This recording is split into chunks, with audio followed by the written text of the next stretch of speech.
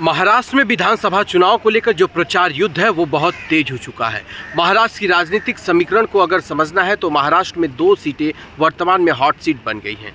एक माहिम की सीट जहां से राज ठाकरे के बेटे अमित ठाकरे चुनावी मैदान में हैं, तो दूसरा वर्ली की सीट जहां उद्धव ठाकरे के बेटे आदित्य ठाकरे चुनावी मैदान में हैं। दोनों सीटें कहीं ना कहीं प्रतिष्ठा की सीट बन चुकी हैं और ये दोनों सीटों की चर्चा अटक से लेकर कटक तक और कश्मीर से लेकर कन्याकुमारी तक खूब हो रही है।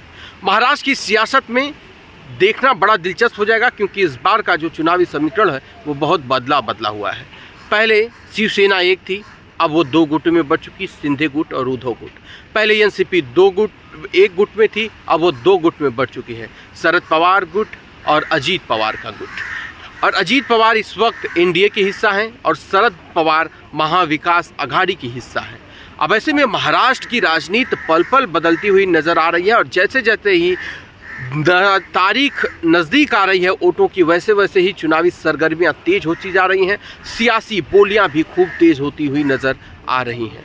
ऐसे में महाराष्ट्र के दंगल में इस बार किसका होगा मंगल, लोग ये देखना चाहते हैं। वैसे तो महाराष्ट्र की राजनीति के चाणक्य कहे जाते हैं वर्तमान में देवेंद्र फडणवीस, लेकिन अटक से लेकर कटक तक और कश्मीर से लेकर कन्याकुमारी तक एक नाम सुर्खियों में बना एकनाथ शिंदे का। गुजरात से लेकर गुवाहाटी तक की यात्रा में पूरी महाराष्ट्र की राजनीति को ही बदल दिए एकनाथ शिंदे। कुछ लोग कहते थे कि यह सरकार 1 महीना चलेगी, तो कुछ लोग कहते थे 6 महीने में गिर जाएगी, लेकिन एकनाथ शिंदे उसे पूरा 2-2.5 साल चलाए और वर्तमान में भी यहाँ के मुख्यमंत्री और उन्हीं के नेतृत्व में इस बार चुनाव भी हो रहा है। ऐसे में क्या माना जाए कि इस बार सत्ता पर फिर काबिज होंगे एकनाथ शिंदे, या फिर सत्ता की चाबी किसी और के हाथ में होगी? लोगों की अलग अलग समीकरण हैं और राजनीतिक सलाहकार अलग अलग बातें कर रहे हैं। वैसे तो एग्जिट पोल पर भरोसा करना थोड़ा सा नामुमकिन जैसा हो गया है, क्योंकि हरियाणा में एग्जिट पोल बड़े बड़े पत्रकारों के फेल हो गए, बड़े बड़े सलाहकारों के फेल हो गए। तो एग्जिट पोल पर भरोसा करने से कहीं ना कहीं लगता है कि समाज में एक भ्रम भी फैलता है। अब जो है एग्जिट पोल पर भरोसा करना पड़ेगा और एग्जिट पोल तब पता चलेगा जब महाराष्ट्र के नतीजे आपके सामने आएंगे।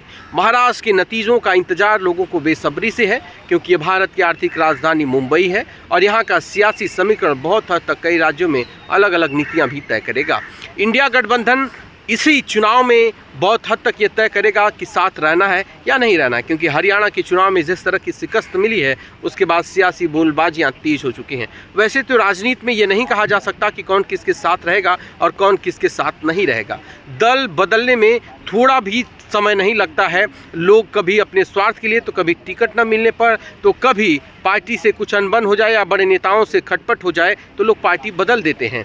लेकिन जो कार्यकर्ता होते हैं वो विचारधारा और पार्टी के ऊपर भरोसा कर कर वह अपने नेतृत्व पर अड़िग रहते हैं, वो उसी पार्टी के साथ रहते हैं। ऐसे में क्या माना जाए कि महाराष्ट्र की राजनीति में दल बदलने वाले नेताओं के साथ जनता है या फिर जनता आम पब्लिक जो उनके बीच खड़ी हुई है चुनावी मैदान में उनके साथ है?